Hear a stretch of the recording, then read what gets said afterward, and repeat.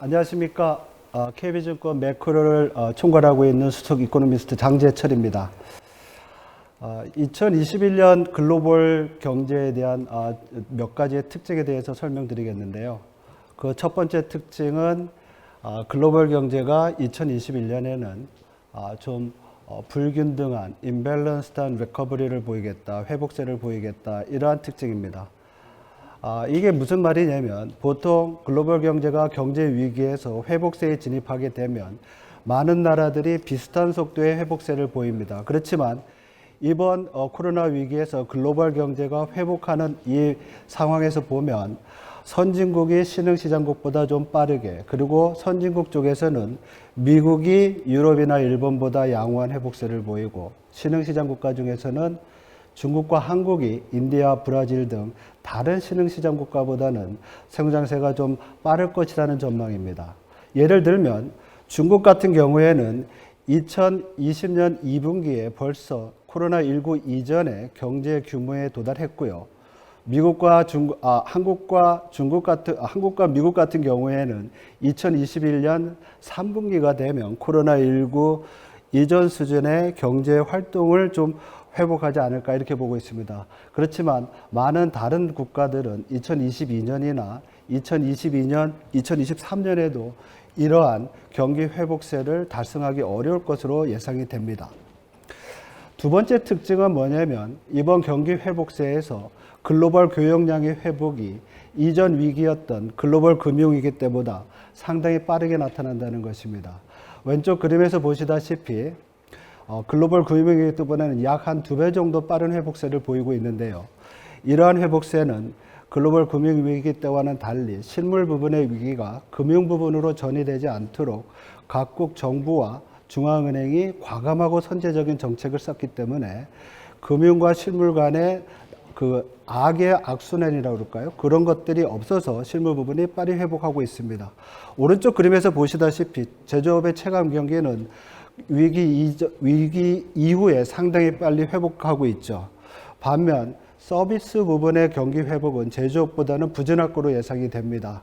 코로나19의 재확산과 부분적 락다운 등이 경제 심리를 악화시키면서 서비스의 경기 개선을 지연시키고 있는데요. 다행히도 최근에 백신 개발이 되든지 긴급 사용 승인들은 이러한 서비스 부분의 경기 회복에는 긍정적인 뉴스가 될 것이고요. 향후 경기 전망을 밝게 하는 그런 요인이라고 볼 수가 있습니다. 하지만 이러한 전망에도 리스크 요인은 있습니다. 바로 백신의 개발 기간이 통상 10년 정도 되는데요. 최근에는 1년 안에 아주 긴급하게 지금 승인을 내리고 있습니다.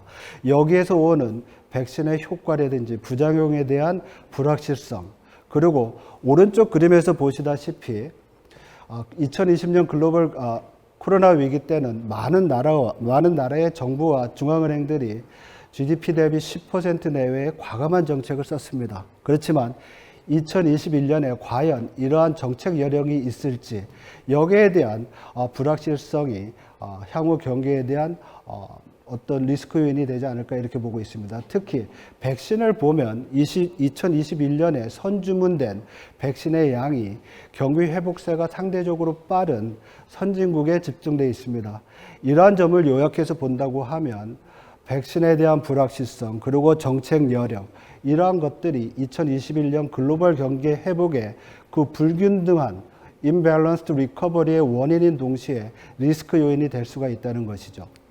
이러한 요인들을 종합해서 향후 2021년의 경기와 인플레이션, 그리고 정책에 대한 전망 경로를 보면 다음과 같습니다. 글로벌 경기는 2020년 하반기 이후 빠른 경기 회복세를 보이고 2021년 상반기를 지나면서 회복세가 점차 약화될 것으로 예상이 됩니다.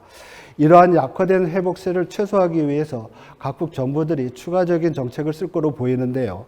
특히 미국과 유럽에서는 2021년 초라든지 상반기에 추가적인 재정 정책이 예상이 되고 있고요. 많은 중앙은행들은 완화적인 통화정책 기조를 유지할 것으로 보입니다. 특히 일부 신흥시장 국가에서는 2021년에 추가적인 금리 인하 가능성도 있습니다. 이러한 경기 회복과 또 여러 가지 부양 정책들은 궁극적으로 수요 측에서의 여태까지 있었던 물가 하락 압력을 약화시키고요. 우리가 2021년에 예상하고 있는 원자재 가격의 상승은 2021년 하반기에 물가 수준을 높여줄 거로 예상을 하고 있습니다. 그래서 점진적으로 경기 회복이 되고 물가 수준이 높아지는 이러한 상황에서 몇 가지 위험 요인이 있다고 말씀을 드렸죠. 바로 백신에 대한 불확실성, 그리고 추가적인 정책 여력에 있어서의 제약, 그리고 우리가 예상하고 있는 하반기에 인플레이션 압력이 높아졌을 때 구매력이 약화되면서 소비라든지 경제 심리를 악화시킬 수 있는 그런 리스크 요인을 우리가 고려해야 된다, 이렇게 볼 수가 있을 것 같습니다. 이 슬라이드는 이러한 전망 내용을 종합해서 각 국가별로 경제 성장률과 주요 이슈들이 어떻게 이제 진행이 될까에 대한 요약이라고 볼 수가 있습니다. 다음 순서에서 선진국과 중국, 한국에 대한 자세한 전망을 설명을 드릴 것인데요. 여기에서는 이 오른쪽에 있는 인디아와 브라질, 러시아의 신흥시장 국가들의 성장률을 보면 2020년에 코로나 위기로 인한 경제 침체 폭이 커서 2021년 경기가 반등한다고 하더라도 그 수준이 충분하지 않다. 즉 앞에서 말씀드린 신흥시장국의 임밸런스된 리커버리의 어떤 숫자적인 설명이라고 보시면 될 것 같습니다. 2021년 글로벌 경제의 세 번째 특징은 뭐냐면 바로 포스트 코로나 시대가 시작한다, 이런 것입니다. 2020년 이전에 이미 미중 패권 경쟁이라든지 탈세계화, 그리고 4차 산업혁명이 진행되고 있었고요. 기저적으로 저성장과 저물가가 팽배했었죠. 여기에 코로나19가 더해지면서 가계와 기업, 정부의 경제 주체들의 행태가 변화하기 시작을 했고요. 글로벌 공급망이 위축이 되고 있고 디지털 경제가 가속화되고 있고, 최근에 또 우리가 주목하고 있는 저탄소 경제의 필요성이 강조되고 있습니다. 이러한 요인들을 다 종합해서 보면 궁극적으로 글로벌 교역량은 점차 둔화될 것으로 예상이 됩니다. 두 번째, 산업 측면에서는 전통 제조업과 ITC 산업의 양극화가 심화가 되고요. 고용 측면에서 본다고 하면 제조업 부분에서의 고용 위축이 예상이 됩니다. 당연히 이러한 문제를 해결하기 위해서 정부의 부담, 정부의 부채가 늘어날 수가 있겠죠. 이러한 것들이 다 종합이 되면 글로벌 경제의 잠재 성장률은 좀 더 하락할 것으로 예상이 되고 있고요. 인플레이션은 더 낮아져서 이전에 있었던 저성장과 저물가 기조가 심화되는 상황이 되지 않을까, 이렇게 전망을 해볼 수 있습니다.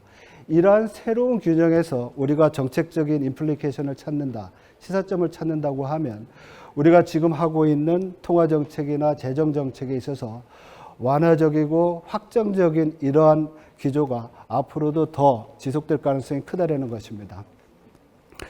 이러한 변화 속에서 우리가 주목해야 될 마지막 하나는 뭐냐면 글로벌 밸류체인의 약화와 더불어서 중국의 위상이, 글로벌 경제에서 차지하는 위상이 앞으로 좀 약화될 가능성이 있지 않을까, 이렇게 되는 것입니다. 중국은 한국의 제1 수출 시장입니다. 그리고 대중국 수출 중 자본재와 기계, 중간재의 수출이 상당히 많죠. 그런데 우리가 중국의 어떤 글로벌 밸류체인에서의 상황을 보면 금융위기 이전까지 중국은 글로벌 경제의 생산 공장이다. 즉 이러한 후방 참여율, 제품을 조립해서 생산해서 수출하는 이런 국가였다가 글로벌 금융위기 이후에는 자본재와 중간재를 수출하는 전방 참여율이 높아지는 국가로 지금 변하고 있습니다. 이 얘기는 뭐냐면 중국의 가격이라든지 노동 비용에 있어서의 경쟁력은 약화되고 생산성이 높아지는 상황이죠. 바로 이러한 상황에서 미국이 중국에 대한 무역 압박을 강화하고 기술 이전을 억제한다고 하면 관세를 통한 중국의 가격 경쟁력은 약화될 것이고요. 그리고 기술 이전이 억제되면서 중국의 생산성이 올라가는 것이 좀 제어받겠죠.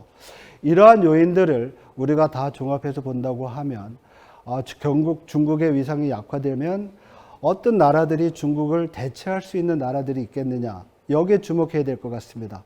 오른쪽 그림 A면에서 보시다시피 중국과 경제 구조나 수출 구조가 비슷하고 중국 대비 경쟁력이 좀 더 높은 대만이라든지 한국, 일본 등이 중국을 대신할 가능성이 크고요.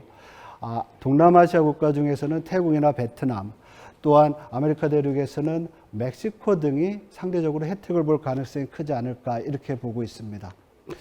그래서 이 마지막 슬라이드는 저희 KB증권이 매번 주목하고 있는 글로벌 경제의 주요 9개 국가에 대한 분기별 또 연간 경제 성장률과 인플레이션율, 정책 금리에 대한 전망입니다. 자세한 내용은 저희들 전망 자료를 참고해 주시고요. 글로벌 경제 전망에 대해서는 여기서 마치도록 하겠습니다. 감사합니다.